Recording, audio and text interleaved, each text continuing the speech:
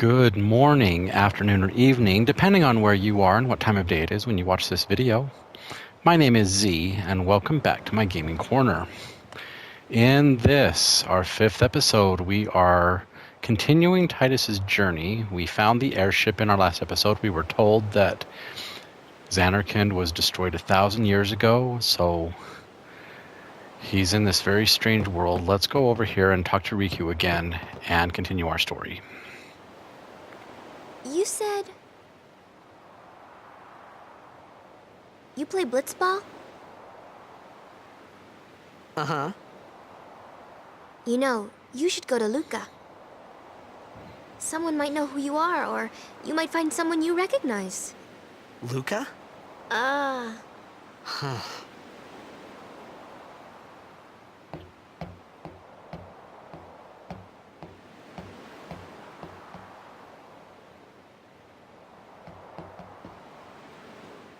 Okay, leave it to me. I'll get you to Luca. Promise. You'd rather stay here? Okay, I'll go tell the others. Wait here. Oh, and one thing. Don't tell anyone you're from Xanarkand, okay? Yevon says it's a holy place. You might upset someone. Oh, uh-huh.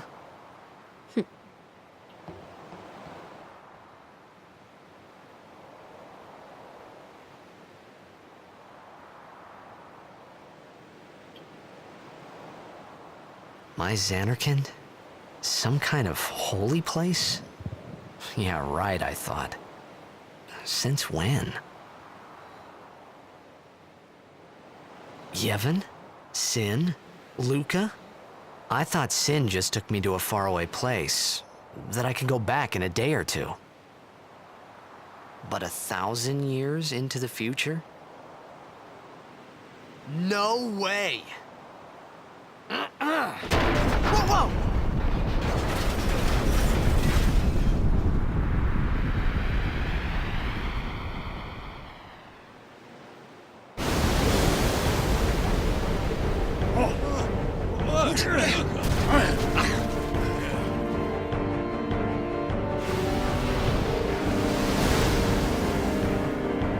Shit! Sine Fusa! Etonic! Etonic!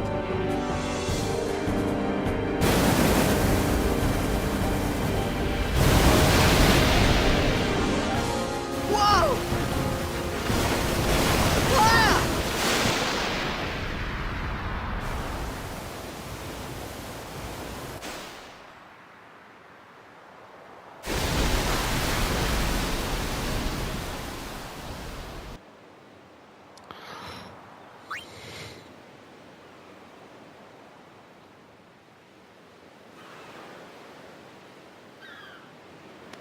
So Titus goes through the whirlpool.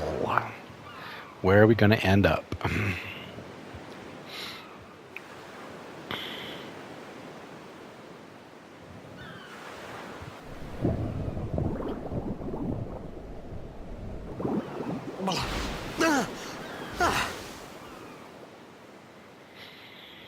Riku!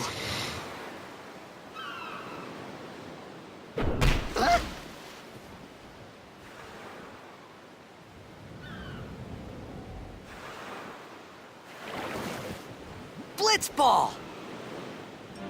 Hey, you okay? Hey!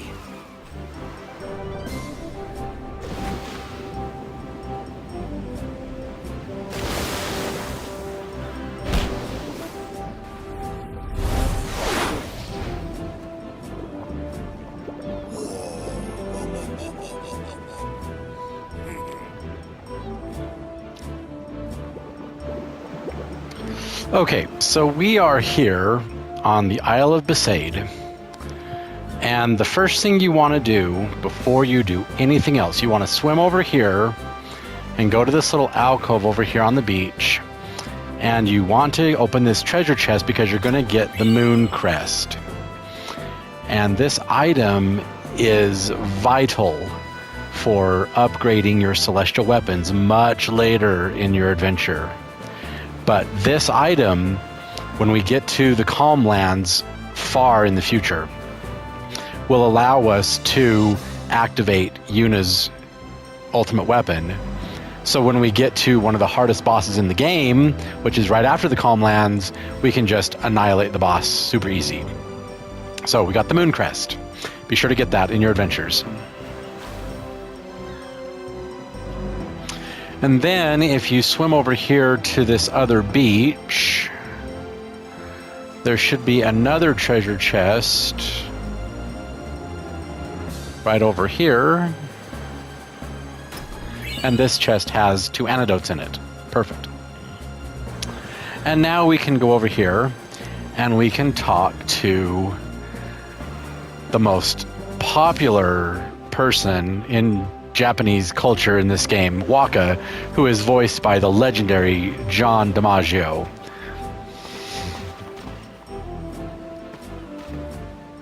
Yo. Hiya. You wanna try that move one more time? Finally. Things were starting to look up.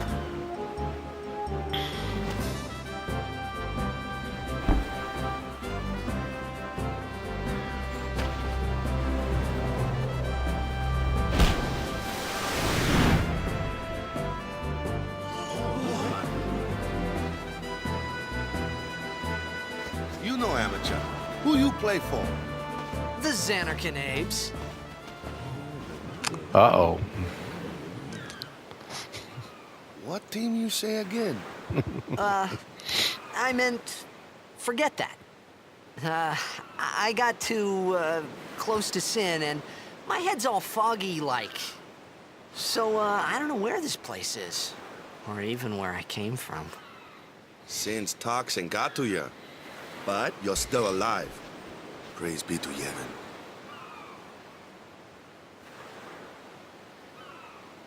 All right, back to practice. I'm Waka, coach and captain of the Besaid Oryx, brother. What, you hungry? Okay, back to the village. I'll get you something. So he is the captain of the Besaid Oryx. And these are the Oryx, and let me tell you, right now, as they are kind of the trashiest team, the worst players in all of Blitzball, and we have to win our first game with these players, which is going to suck royally. But I'll show you how to do it, no worries.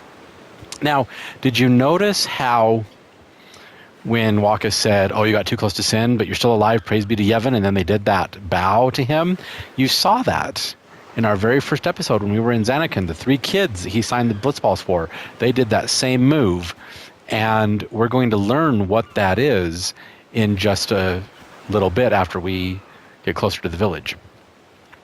And you're going to start to see how this false religion of Spiria, namely the religion of Yevon, has basically brainwashed everybody on the planet. And this is what Yevon wanted. He wanted everyone to be subservient unto him, to where the summoners would give up their lives and he could continue to rain down vengeance upon the world because of what Bavel and their Machina-laden city did to his beloved Xanarkand. So this religion is everywhere on Spiria. I felt like I could trust this Waka, so I just had to ask. It's true Xanarkin was destroyed, right? 1,000 years ago? So it's just a big pile of rubble now, isn't it? Long time ago, there were a whole lot of cities in Spiria. Big cities with machina, machines to run them. People played all day and let the machina do the work. And then, well, take a look. Sin came and destroyed the machina cities. And Xanarkand along with him.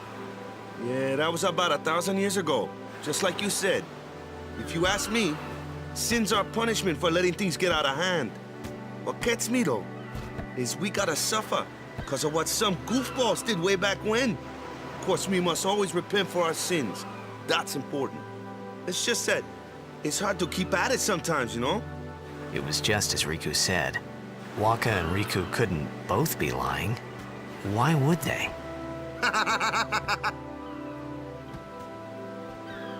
But you from the Xanarkand Daves, that was a good one, huh?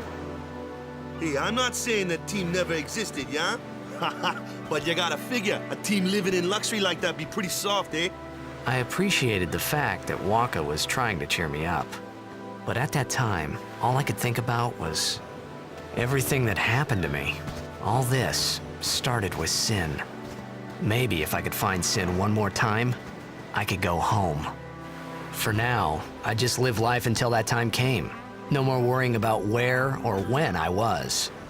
Sure, it was hard not to think of home, but I started to feel better already.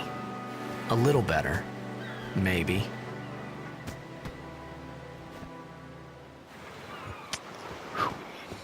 Heavy stuff, right? Being displaced out of time. Anyway, let's save our game.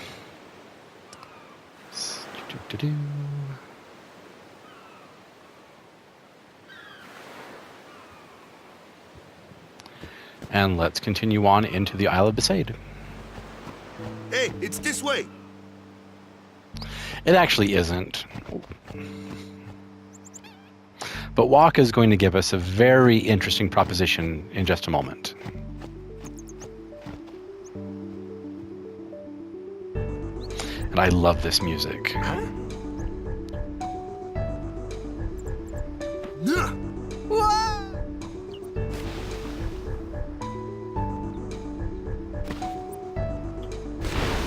What's the big idea?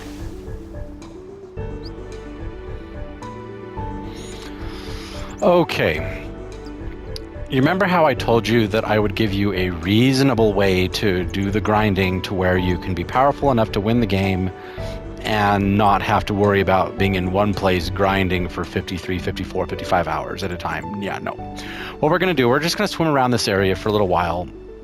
And there's going to be 3 treasure chests we need to find. The first one is going to be down here in the south. And we can go down to explore. But there's our first treasure chest right over here. This one has a phoenix down. And then our next one is, oh, just around the corner here, but we get ambushed by piranhas. Oh, joy.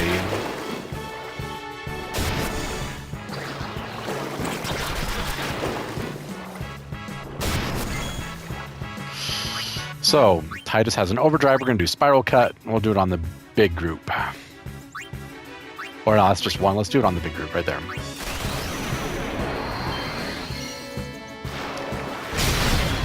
Overkill at 375. Beautiful.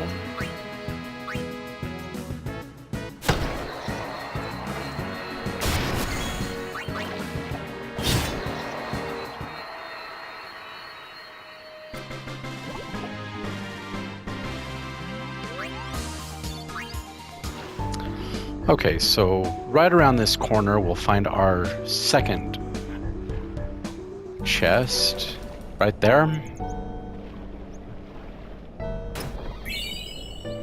Okay, and then our third chest is going to be down around this area. But take some time to do the random battles and gain some AP, get some sphere levels, get some money, because we'll soon be encountering a vendor that we can make donations to. And if we make a sizable enough donation to him before certain events happen in the game, we'll have access to a huge discount for the best items in the game when we get to the end. So it's well worth it to make the investment now.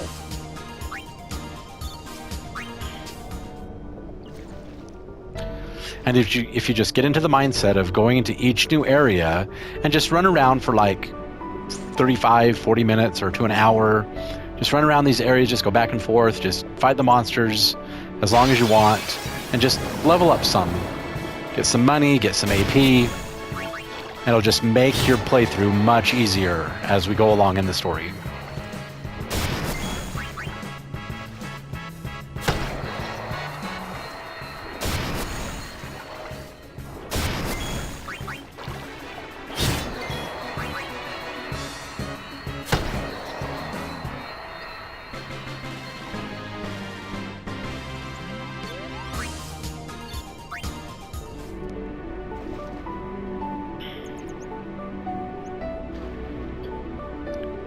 And there's our third treasure chest right there.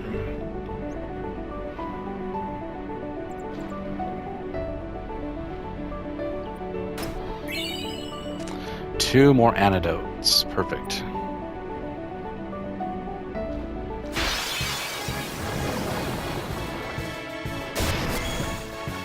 They like going after Titus, don't they?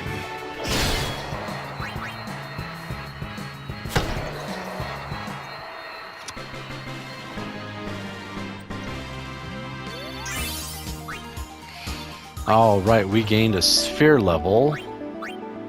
Actually, we have 2 sphere levels, go figure. So we're going to use both of them.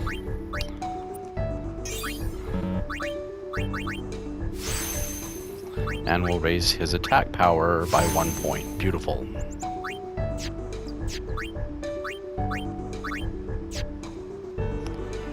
Okay.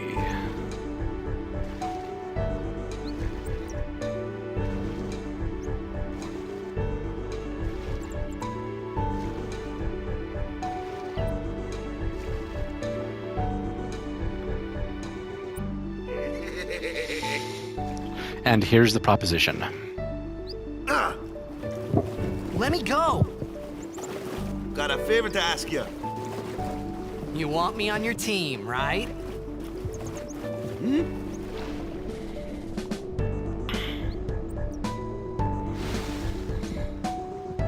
A major blitz tournament's coming up. All the teams in Spiria will be there. It's so huge, I'm sure someone there will recognize you. Then you can go back to your old team, right? It'll be fun. What do you say, huh? Come on, come on!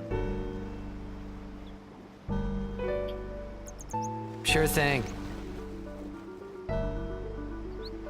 Dude, our team is gonna rock, eh?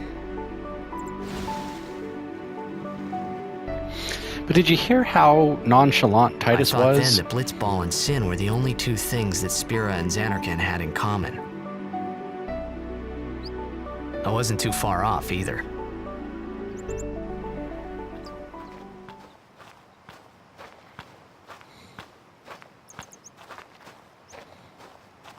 This is where I was born.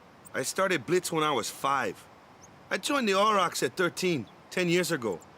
10 years. And we never won a game. Well, after last year's tournament, I quit. Time seemed right.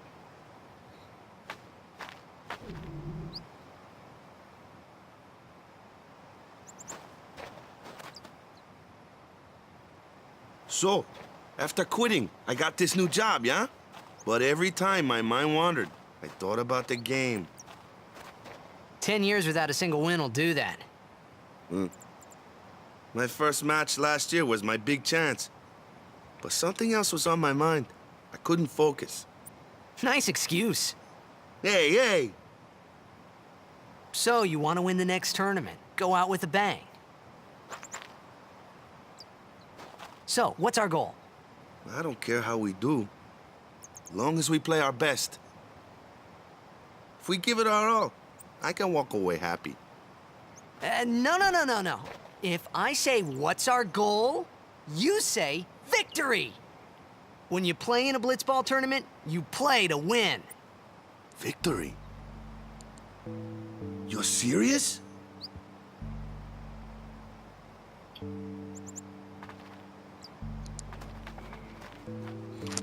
Yeah, Titus is pretty serious. He is the star player of the Zanarkand Abes, right? But I thought it was interesting when he was accepting Waka's offer and he's like, yeah, whatever. It's like, how would you feel if you were displaced in time and you got thrown 1,000 years into the future? It would be a little bit surreal for me. So, I mean, I totally understand where Titus was coming from. The one from the sea. Be on guard. There are fiends on the road today.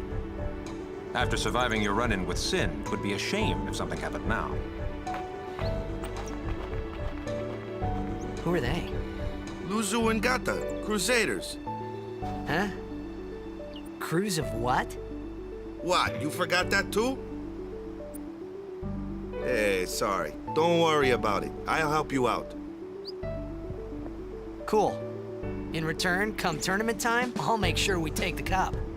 Cool. About the Crusaders, you can ask them yourself. They got a lodge in a village.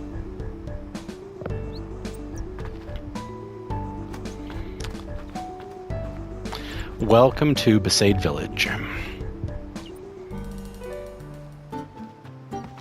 Besaid Village. They got any food there? We'll get you something over there later. Take a look around first. Let's see. The Crusaders' Lodge is over yonder. Luzu and Kata are usually there.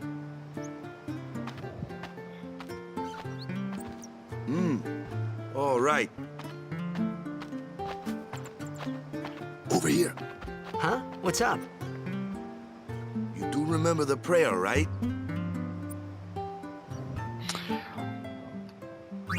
I didn't know it in the first place, to tell the truth. Man, that's like the basics of the basics. All right, I'll show you.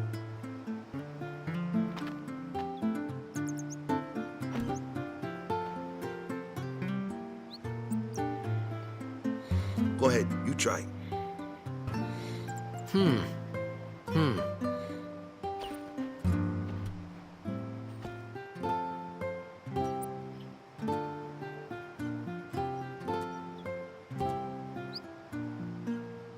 Hey, not bad. Okay, now go present yourself to the temple summoner. Any blitzball player would know that prayer. It was the blitzball sign for victory.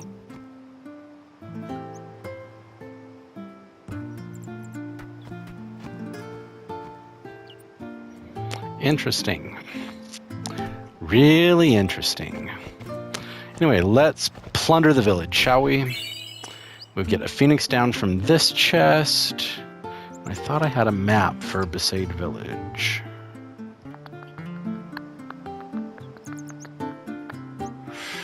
Really? There's no map in here for the village? That's so unfair.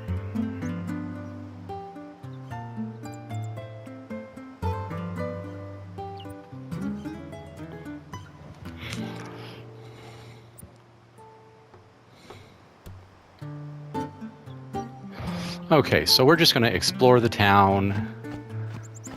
And as you can see, there's a little offshoot right here. We can go out into the grass, and there are 3 treasure chests out here, which is wonderful. So we're going to get a high potion,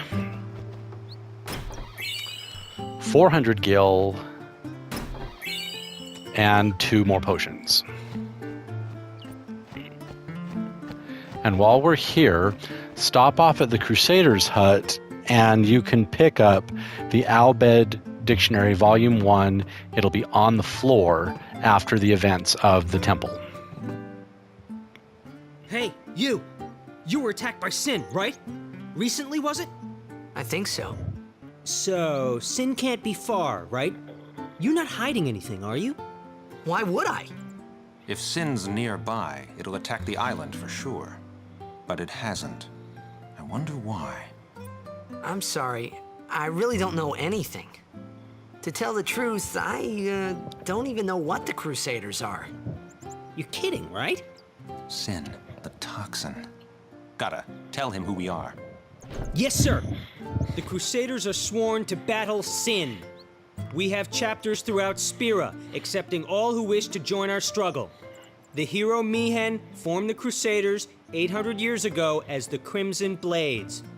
Later, our ranks grew and we called ourselves the Crusaders. We've been fighting Sin ever since.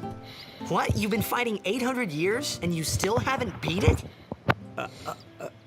Well, we've steered Sin away from towns many times. And that's all we can do. Nobody's ever been able to defeat it. Our mission as Crusaders is to protect the temples, towns, villages, and people of Spiria. So, then whose job is it to defeat Sin? Is Sin's toxin really this bad, sir? It does seem rather bad. We could just tell you, but I think it better for you to try and remember. Go pray at the temple. Perhaps Yevon will help you regain your memory. More about Yevon. This false religion is just everywhere. And there's also a save point here in the village. So we might as well save our game.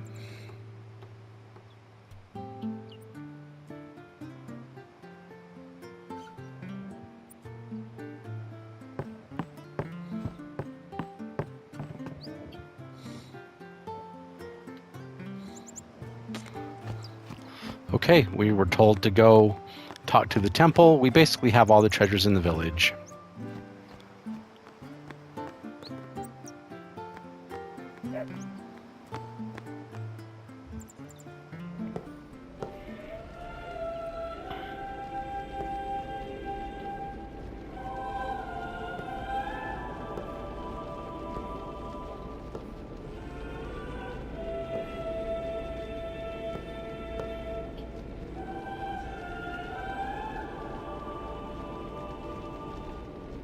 It was then, standing in that place,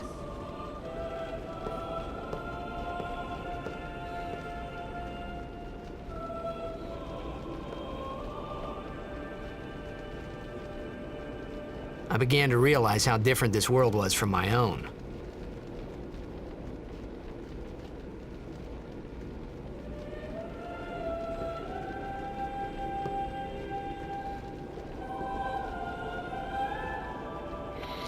Interesting that he should say it just like that, because when I was a kid and I had to go with my dad to God knows where, and I mean, I'm just a little kid and I had no idea where I was going, and I didn't know what towns I was in or what cities I was in. I remember the summer in Vegas, but there were other times where we drove through a whole bunch of trees out into the middle of a forest and there was a settlement out there. And I remember times when we went north and I like almost to the Canadian border, I think, and there were times when we went out and I got to put my foot and swim in the ocean. But yeah, it was different than anything I'd ever seen, and I didn't like it one little bit. I wanted to go home, because when you're just a little kid, that's what you know, that's what you're used to is your home, and being ripped away from that is just.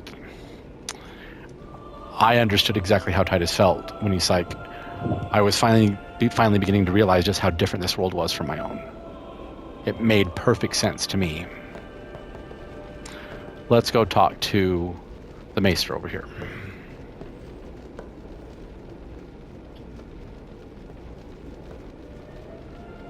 Ten years have passed since Lord Braska became High Summoner. And finally, we receive a statue for our temple. Oh, what's a High Summoner? I got too close to Sin's, toxin.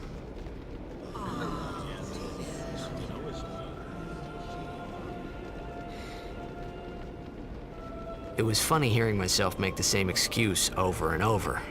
Funny, and a little sad. The Summoners are practitioners of a sacred art, sworn to protect the people of Yevon. Only a chosen few become Summoners, who call forth entities of great power, the Aeons. The Aeons hear our prayers and come down to us. They are the blessing of Yevon. So what he meant was that we should respect some kind of great men, or something like that, I figured.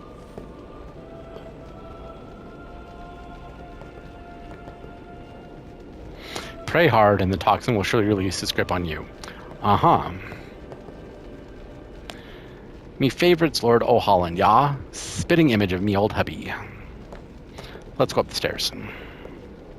Only sworn guardians may approach the Cloister of Trials.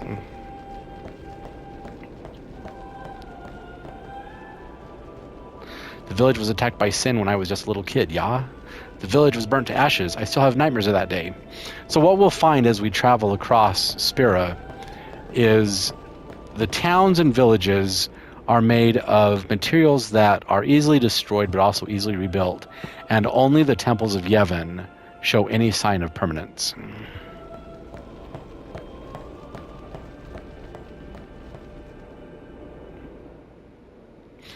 And nothing of note in either of the side rooms, and we can't go up, so we might as well head out. What does this person do?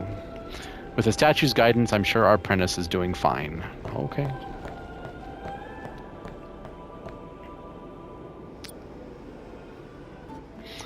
I'm wondering, I don't think I can leave the village and go back to the way I came, because I forgot to talk to the RX while we were out there on the beach, because they give us a lot of good stuff. Fiends are around even during the day. Take care not to travel alone, yeah? Yeah, we can't leave the village. So let's go find Waka. His house is right here, and we can talk to him. Sorry, man. No time for lunch yet. Take a nap. You look pushed. Accept his offer to take a nap.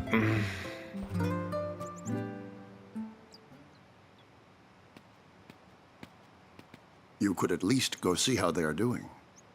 We can't interfere. It's a rule. But it's been nearly.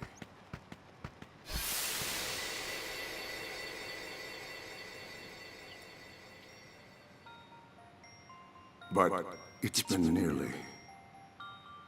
It's been nearly a day already. Perhaps you could go look for us. People are searching for him now. Thank you.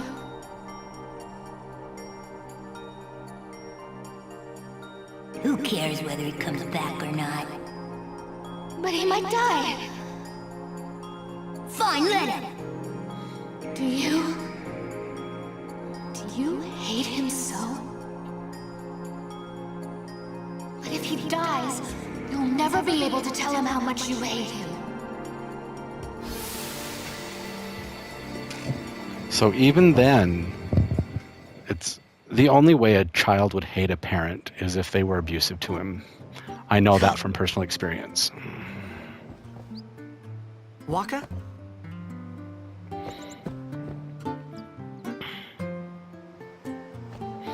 All right. Inside the temple is the next part of our adventure.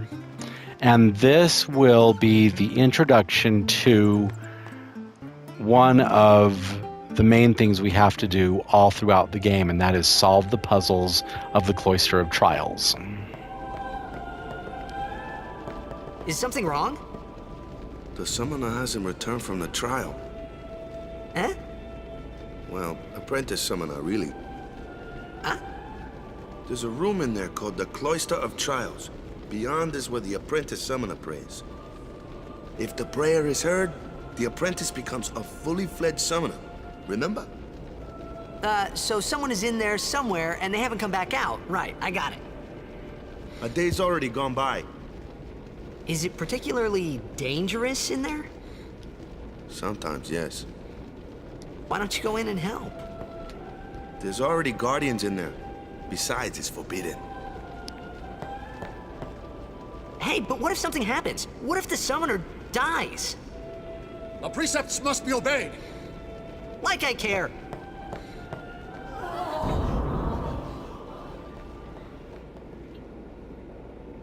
Maybe this wasn't such a good idea after all. Maybe it wasn't. Okay, so the Cloister of Trials. Those who seek to learn of Yevon's secret arts are tested by the Cloister of Trials. Find the right way, and you will be taken to the Chamber of the Faith. Examine objects with X to open the way. Okay. So we can't do anything with that yet, so we'll go over here and touch the glyph. And it says a strange glyph glows.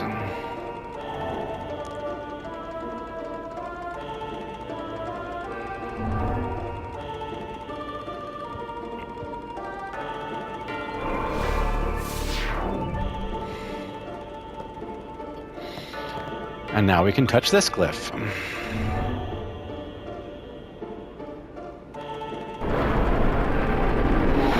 Now let me give you a heads up. In every single one of these Cloister of Trials, there is a destruction sphere and a place to put the destruction sphere to open the way to buried treasure. And you're going to want to get these treasure chests because you will need to open all of the secret chests in all the Cloister of Trials in order to get one of the best Aeons in the game. You must use a sphere to go any farther. Okay.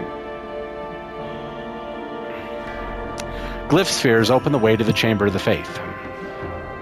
Destruction spheres open the way to hidden treasure.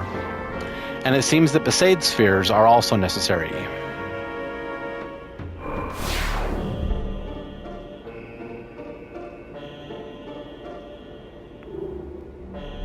And now we have a glyph sphere.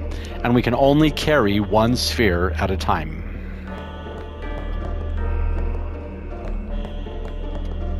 So if we come down here to the door... Wait, hang on. Am I forgetting something?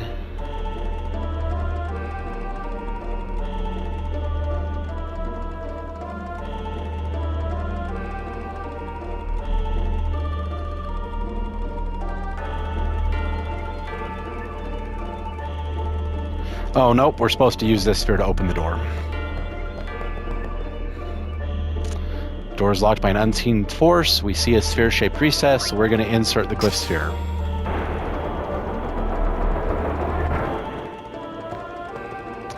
Okay.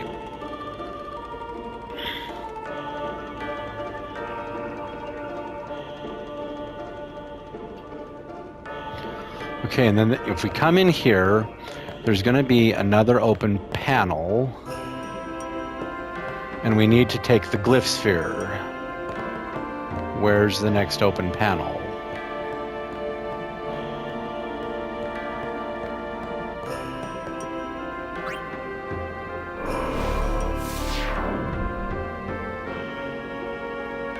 Okay, so if we touch the glyph on this wall...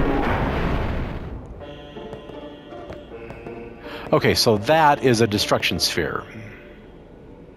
Oh no, that's a Besaid sphere, not a destruction sphere, that's a Besaid sphere. Okay, so...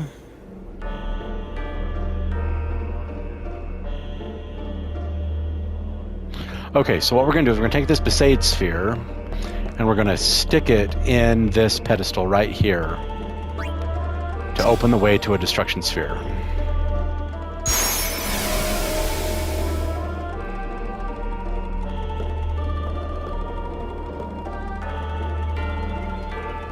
It says, move the pedestal set with the sphere to the correct place. If you move it improperly, step on the shining glyph to return to the pedestal to its original place.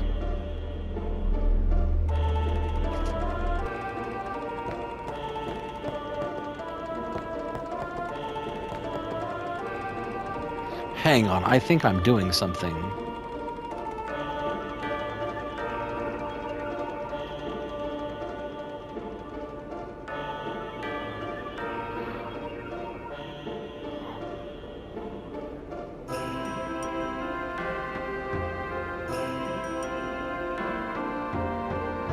Wait a sec, I did something wrong. We're gonna put the pedestal back. And we're gonna take the Besaid sphere and put it back. Hang on, no. We need to put the glyph sphere in that recess, so let's go back to the door. Oh no, we're supposed to put the glyph sphere in that. Okay. I totally walked past that. Okay, so let's grab the glyph sphere from the door and put it on this wall.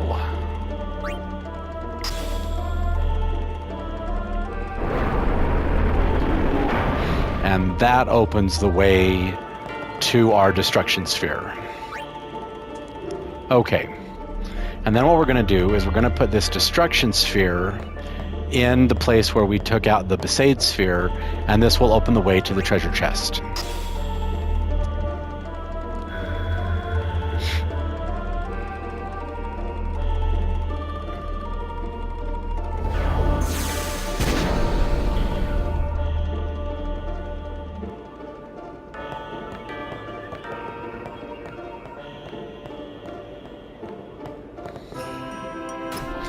And you see that icon right there?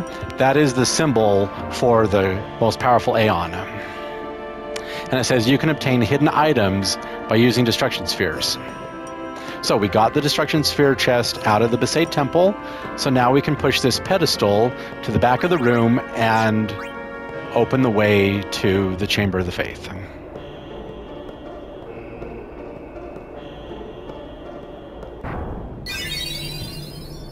Hey! It's gotten into you.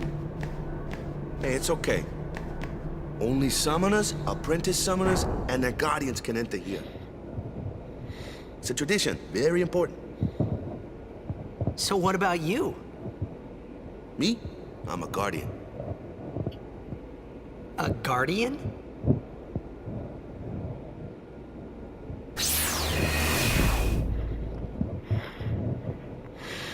Whoa! Ah!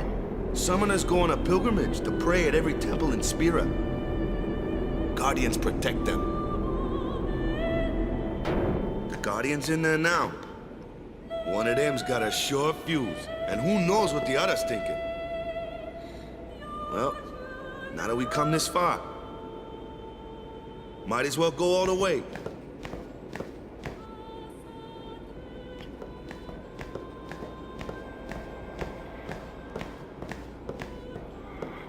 What are you doing here? Didn't think we'd be able to handle it. No, it's just... See, I told you she gets mad easy.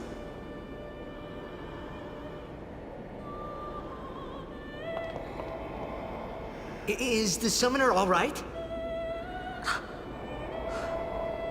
Who are you?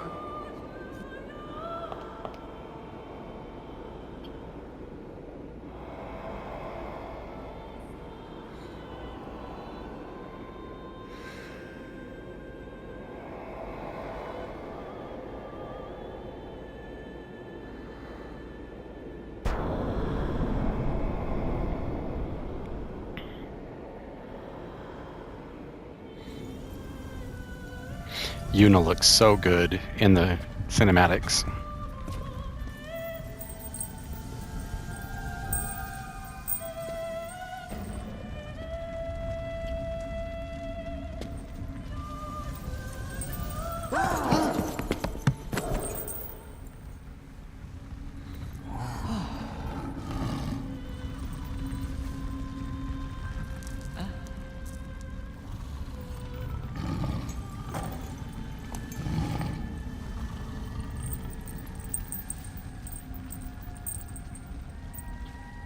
I've done it.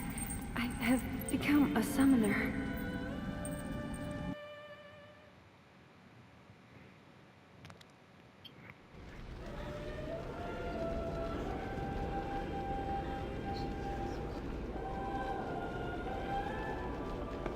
Man, was I surprised.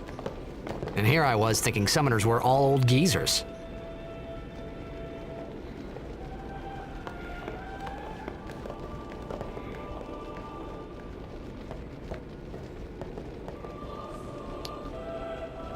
So he's wanted us to put our transgressions aside and celebrate the birth of a summoner. All right.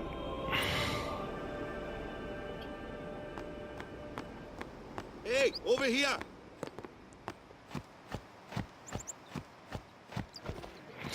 And now we get to see. What? Remember how I told you how many people would bend the knee if they had physical proof beyond a reasonable doubt Ready? that the person had godlike powers, Okay. right? And this, you get to see it firsthand.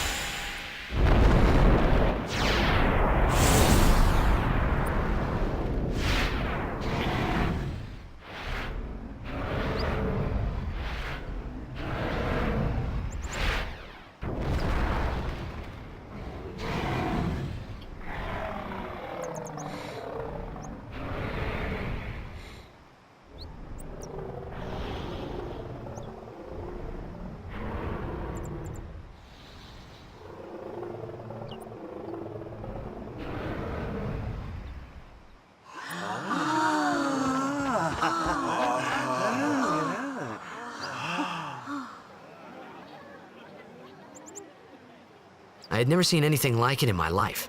Sure, it was a little scary, but still, I could feel a strange kind of gentleness coming from it.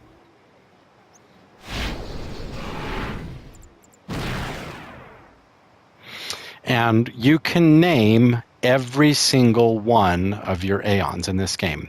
The default name is Valifor, and that is good enough for me. I remember that night we talked for the first time. I didn't know it then, but after that night, everything changed. For everyone.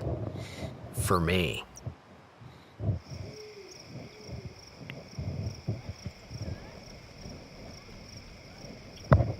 Let me introduce you to the team. This guy here wants into the tournament so bad, I let him on the team. His memory's a little fuzzy, so don't mind him if he says anything odd. Come on, say hi.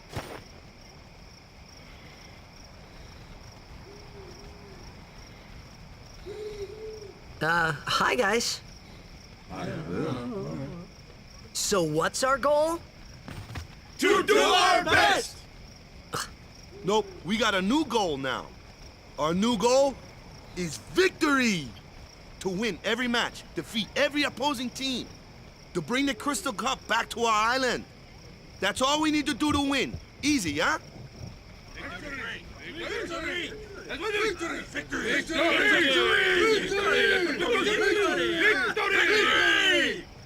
Victory! Victory! Victory! Victory! Victory! Victory! Victory! Victory! Yeah!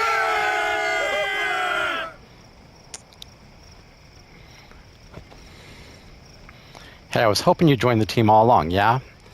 Oh, are they not going to give us stuff now? There's going to be 6 teams from all over Spirit at the tournament. Oh, yep, nothing now. Victory, huh? Everyone's acting like we already won. Not that I can blame them, yeah? Hit the other team hard and make it easy on the goalkeeper, yeah? So right now, Keepa is the worst goalkeeper in the game, but when he's level 99, he's the best goalkeeper in the game. So that's why what we're going to do when we start Blitzball, we're going to replace the entire team and let them go and get signed with other teams, and they can get their experience in the other teams, and then we are going to go get the best players in the game. And then once all the members of the Besaid Oryx are level 99, you can hire them back, and then you'll have the best team in the game. But you have to get your team to level 99 before they're even competitive with other teams. So that's why we're going to change out the Besaid Oryx. You heathen! Stay away from the summoner!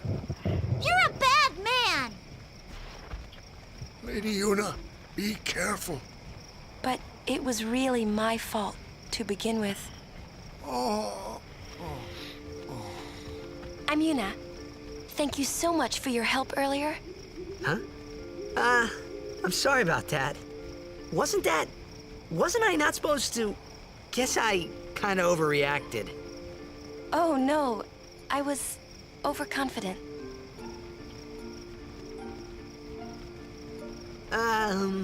I saw that Aeon thing. That's amazing. Really? Do you think I can become High Summoner? Lady Yuna, come play with me some more.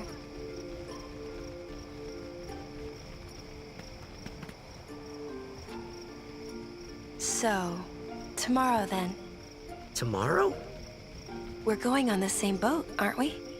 Oh, really? We can talk more. Huh.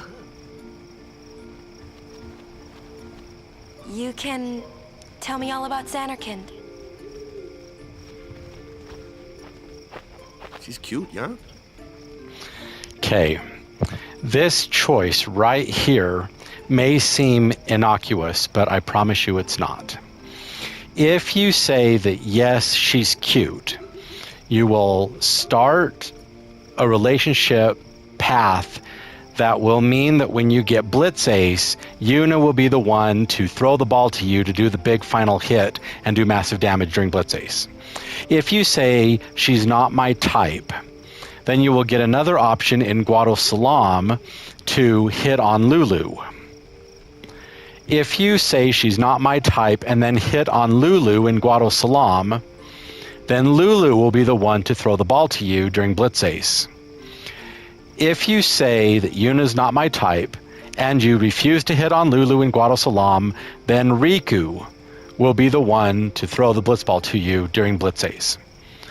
So while this choice right here may seem innocuous, it's a way to customize your game experience. It's just like in Final Fantasy VII. While Tifa was Cloud's childhood friend, it doesn't mean that they're supposed to be together. There are some people in this world that marry their high school sweethearts, and that's fine. If they've met the one and they know it's the one, then that's fine. That's all great. That's wonderful for them. But not everyone marries their childhood friends. And I always figured that Cloud should be with Aerith. Because some people don't meet their special someone until they get to college.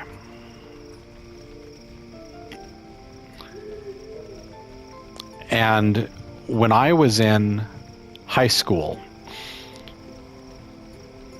there was a new family that moved into our ward. Remember, I was raised LDS.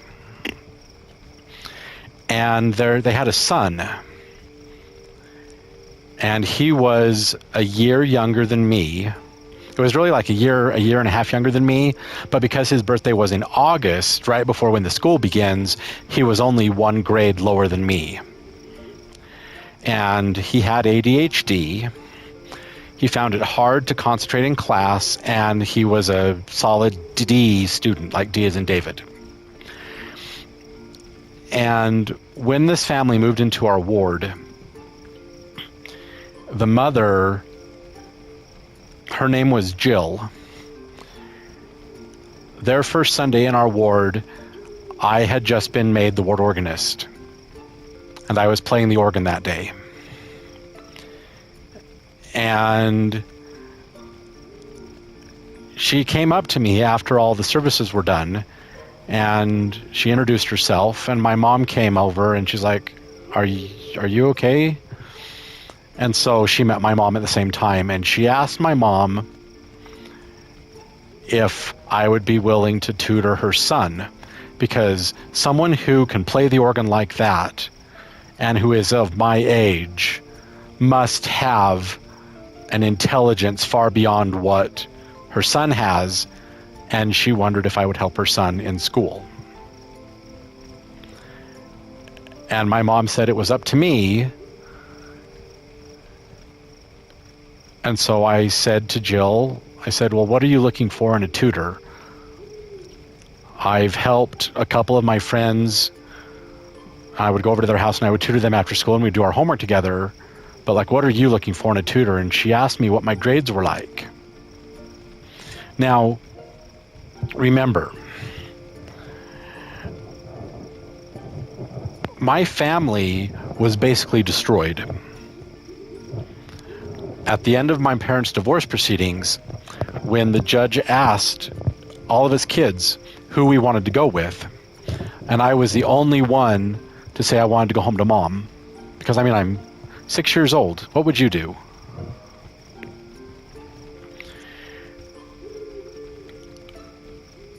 I had come from horrific trauma that I was then told I'm a liar, and no one believed me. So I had experienced horrible things. And then when I was at home with mom, I remember standing in the archway of our house. And it was right, it's the archway that separates the living room from the dining room. And I said to mom, I said, Mom, I guess it's just you and me now.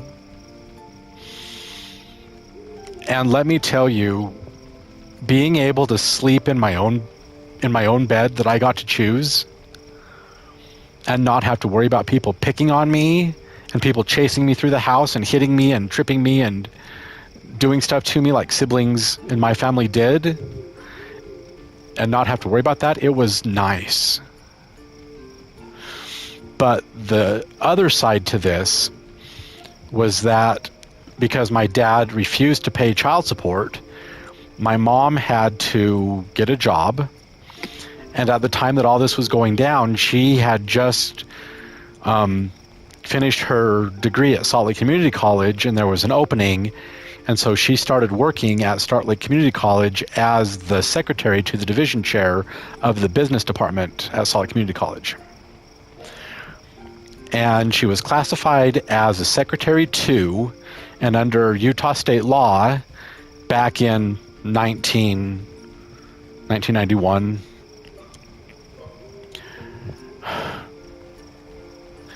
Secretary 2s made $15.60 an hour. And because of my mom's newness to the job, they only let her work 29 hours in a week. So they never had to pay her overtime. They never had to offer her benefits. They never had to give her anything other than just her hourly wage of $15.60 an hour back in 1991.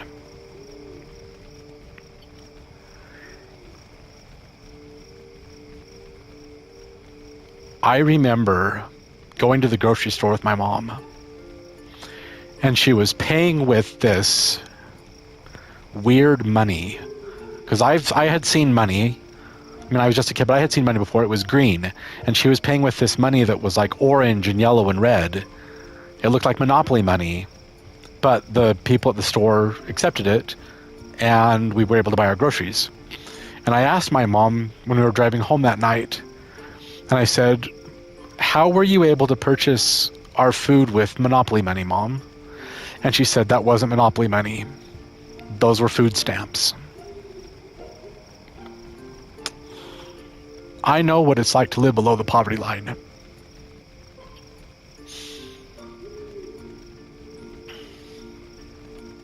It's rough.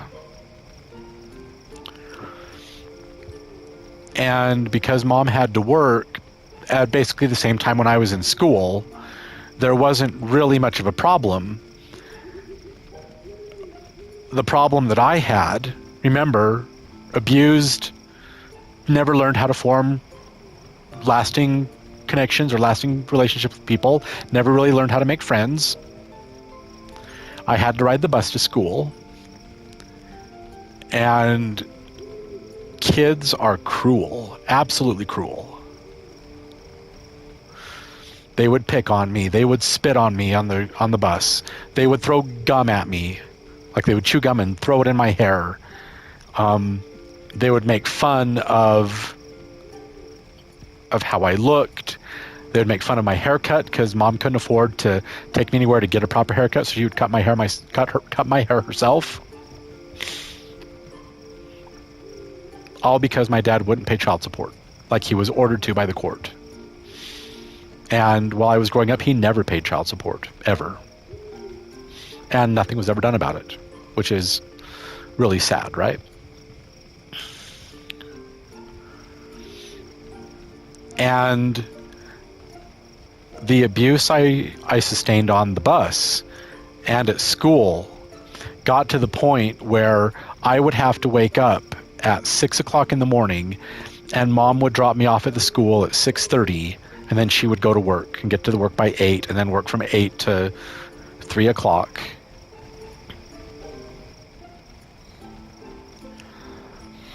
And it got so bad that I had to wake up extremely early. Like 0500. I'm a little kid having to wake up at 5 o'clock in the morning so my mom could take me to school at 6 and then go to work, and then she would tell me to stay at the school and wait for her to come, and she'd pick me up from school. So after school let out at 3. Mom worked in Salt Lake, an hour away, and sometimes because of traffic or accidents or construction or whatever, she wouldn't get home until 5:30, maybe sometimes not till 6.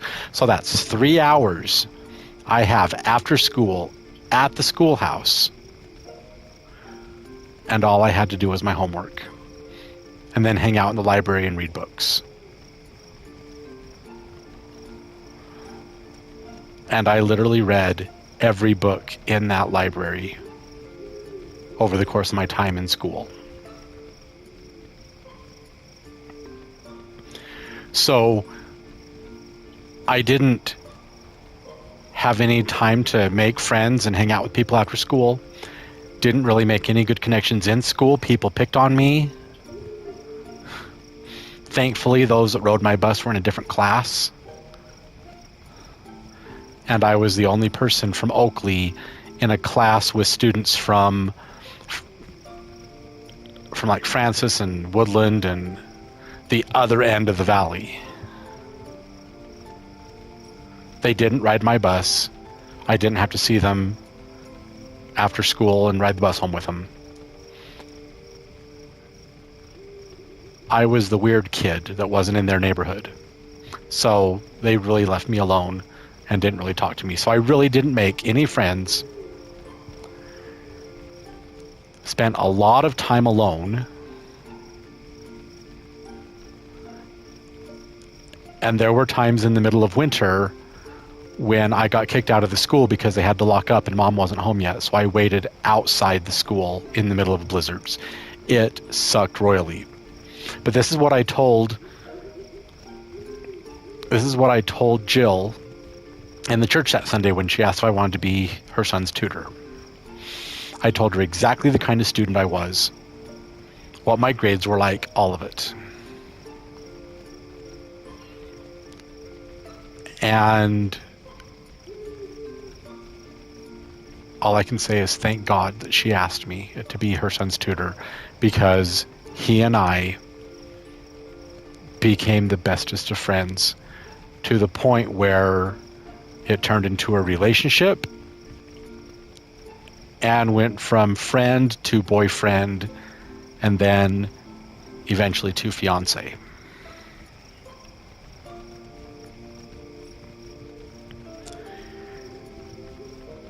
I met this person in 1996. I was 13 years old. So from 5 until 13, so for 8 years, all of my elementary school life and part of my middle school life, I spent a lot of time alone.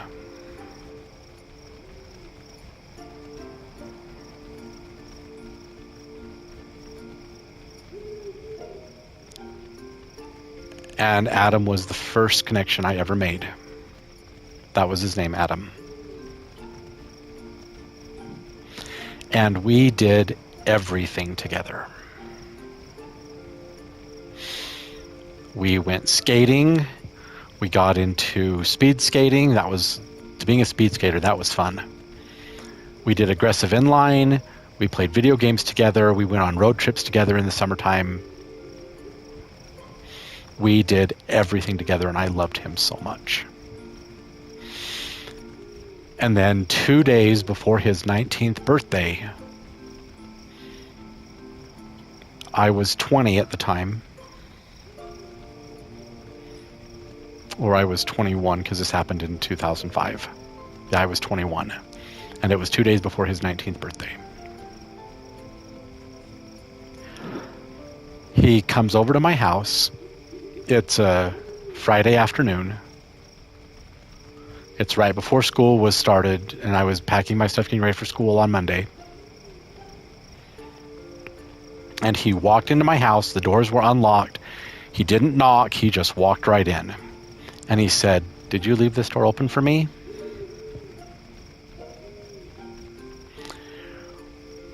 One of our mutual friends had made it into college down in southern Utah at Dixie State University. Because of my obligations, I had to work that weekend, but Adam was available to help our mutual friend move their stuff down into the dorms.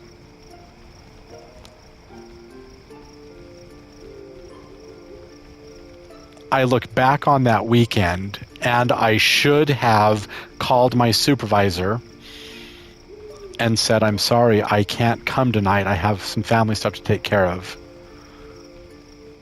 And I should have gone with them. Because if I had, maybe Adam would still be alive. He was awake all day Friday, all night Friday night, all day Saturday, and it was late Saturday night, but I got a phone call from him.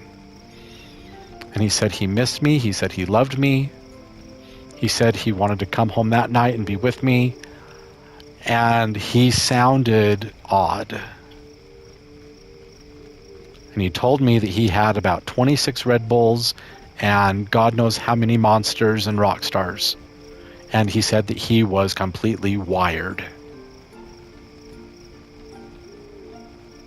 Awake for 2 days, no sleep, and he tried to drive home at night. For those of you who have driven I-15 in Utah between Salt Lake and St. George, you know that just outside of Fillmore, I-15 goes into 10-mile long straightaways and then turns 20 degrees and does another 10-mile straightaway, and then turns 20 degrees and does another 10-mile straightaway. And it does that for 2.5 hours all the way to Cedar City. Cedar City is about 2 hours outside of St. George, and about 3 hours from Salt Lake.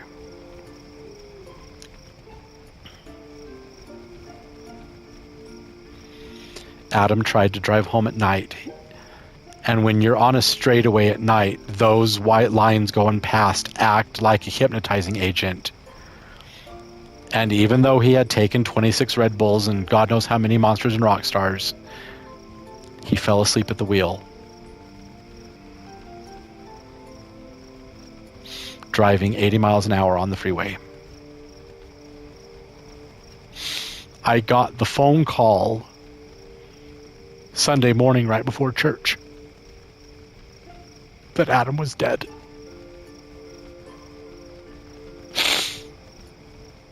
The worst day of my life right there.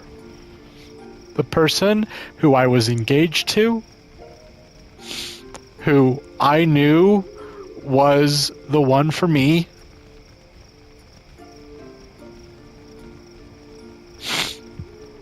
gone. He was taken from me. And in 2005, on August 22nd, I broke. 2 days before his 19th birthday, and he's gone. I didn't go to church that day. I don't know who played the organ for me. I didn't care. It was the worst day of my life.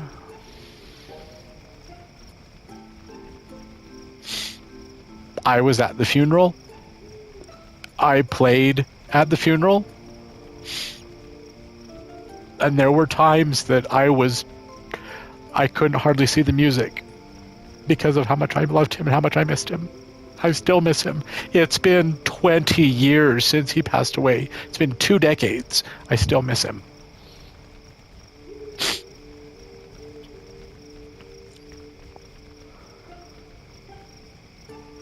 And so when Aerith dies in Final Fantasy VII, when she's stabbed by Sephiroth and Cloud lays her to rest, there in that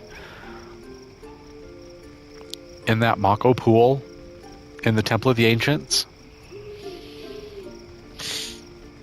and she joins the live stream, I honestly think that Cloud and Aerith should have been together.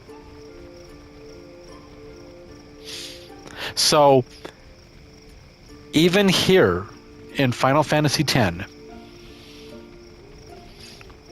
this seemingly innocuous choice leads to who is going to throw the blitzball to you during Blitz Ace, which is Tidus's ultimate overdrive. If you select Yuna, will throw the ball to Titus, which I think that's what she should do, because that way the story makes sense, especially when we play X2 after this game.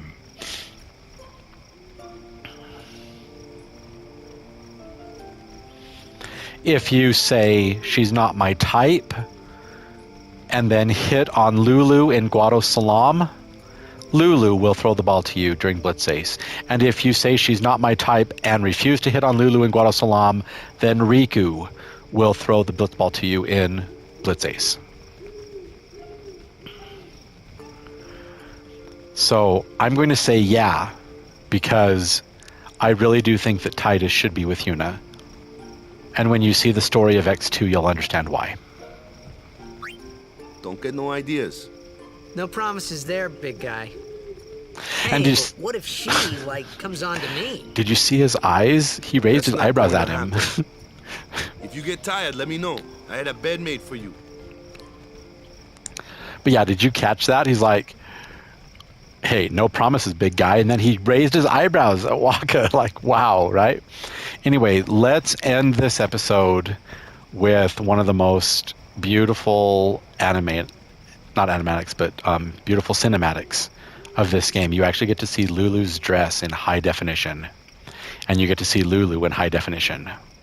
So, yeah, let's end our episode here with this Ready for cinematic. bed? Good. Sleep tight.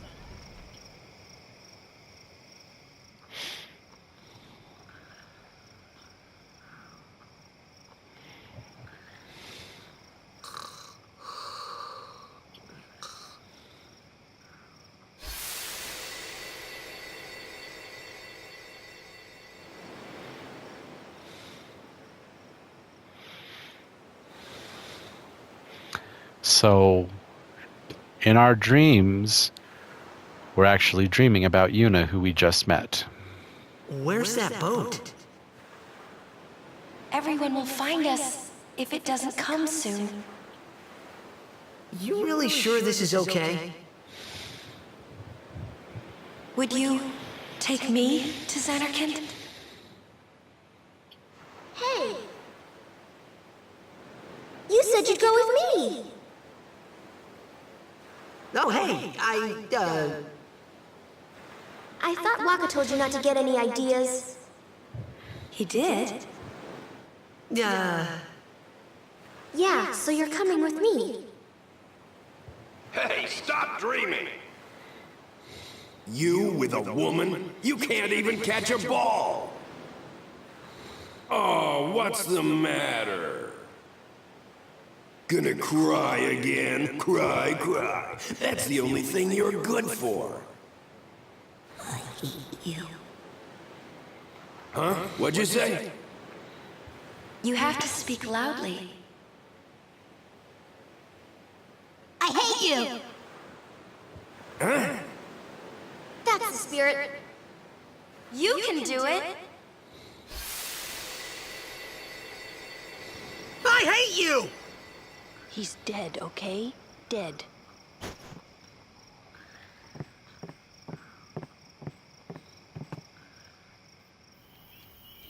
He does look a lot like Chapu.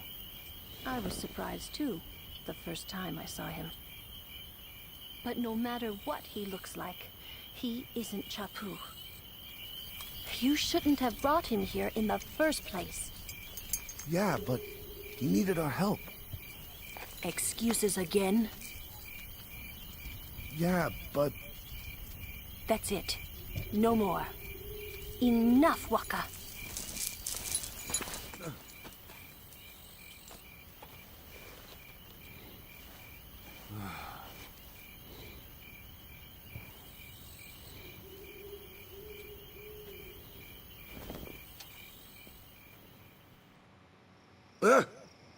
Scary. So, who's Chapu? My little brother, Chapu. He looked like you. He's dead? He was with the Crusaders when they fought Sin last year. He didn't make it. I first heard on the day of the tournament. Oh, so that's why. I became a guardian to fight sin, yeah? Revenge, then? That was the idea. I'm more worried about a stupid game now than avenging my brother. Well, after the next tournament, I'll be a guardian full-time. I know it kinda looks like I'm using you, but I'm not. Don't worry. I mean, I owe you a lot. You really helped me out, you know? What I mean is... Thanks, Waka. Stop. You're embarrassing me.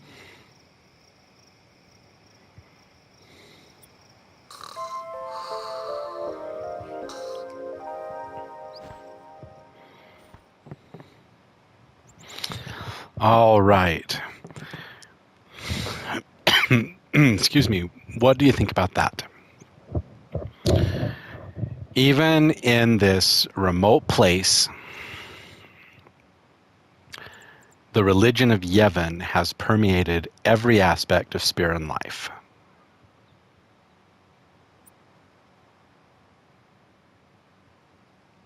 And this is what's going on in this world because of, like Waka said, why do we have to pay for what some goofballs did way back when? Waka has it right. If you're going to dabble in powers like that to create this big giant monster to destroy the whole world because they attacked your home, you're a frickin' goofball, right? Yeah, Waka has it right.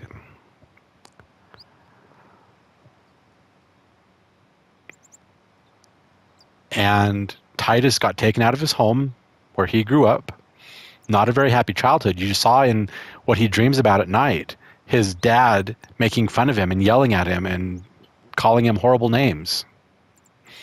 And then picking on him and making fun of him because, I'm sorry, but the old adage of sticks and stones can break my bones, but words will never hurt me is a lie. Words hurt more than anything. Especially when they're coming from someone who is supposed to protect you when you're a little kid. I understood what that was like to the T because of what my dad did to me. And so when I'm 18 years old and Adam gives me this game for Christmas, it was the last Christmas present he gave me, because this was... No, not the last present. It was second to last present.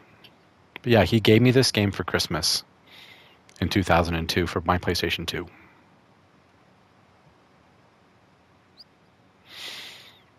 Maybe that's why this game is my most favorite game, because Adam gave it to me. He introduced me to Final Fantasy with Final Fantasy X.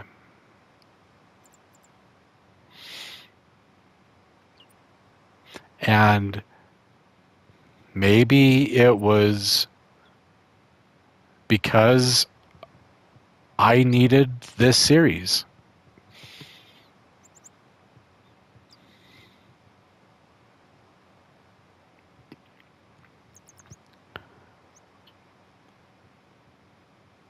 Final Fantasy X came out a couple years before Adam passed away, and Final Fantasy XII came out on Halloween the year after he died.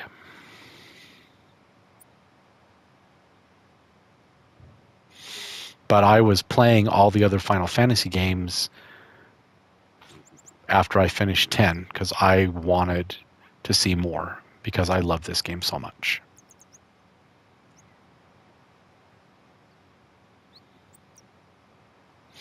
But yeah, after Adam died, I broke, royally broke.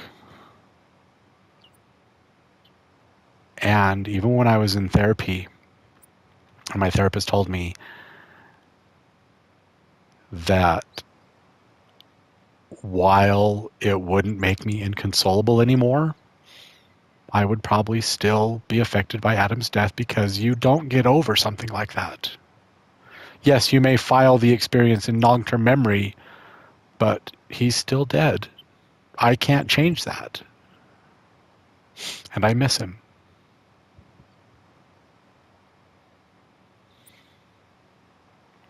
So yeah, if you enjoyed this episode, please feel free to give me a thumbs up, rate me a like. And if you haven't done so already, please subscribe to my channel and tell your friends about me, please, so they can come and they can enjoy these videos and enjoy the adventures just as much as you do. Finally, and most important of all, please remember that Final Fantasy X is just a game. And games are meant to be fun, and you're supposed to have fun while playing them. So if you're not having fun, you're not doing it right. Meet me back here next time for battle training, because that's what's coming up next as we make our way to the docks to get on the boat to make our way to Luca. So until then, I'm Z, signing off.